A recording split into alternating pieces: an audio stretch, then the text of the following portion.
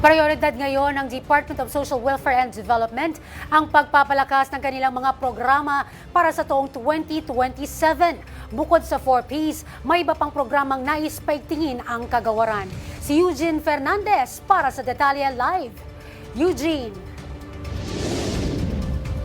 Matapos nga ang ikalimang State of the Nation Address ng Pangulong Ferdinand R. Marcos Jr., ay naghahanda na ang Department of Social Welfare and Development o DSWD para sa kanilang mga programa para sa 2027, alinsunod pa rin sa mga direksyong inilatag ng Pangulo sa kanyang SONA. Ayon kay DSWD Policy and Planning Undersecretary Adonis Sulit, 355 billion pesos ang panukalang budget ng kagawaran para sa 2027. Pero isa sa mga pinakatinutukan ng usapin ng pagbaba ng pondo ng 4Ps sa susunod na taon. Ito ay dahil mula sa 4.4 million household beneficiary, gagawin na lamang itong 3.5 million household. Nakabase kasi ito sa pagbaba rin ng official national poverty incidence among population.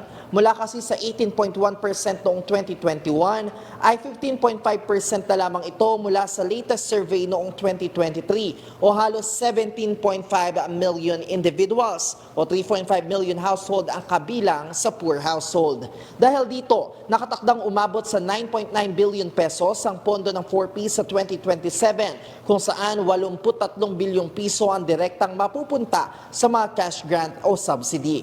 Ngayong taon, di aabot sa 3 million household ang beneficiaries ng 4Ps. Ang marching order ni Secretary sa mga officials ng 4Ps, dapat soonest masaturate natin yung 3.5 million households natin.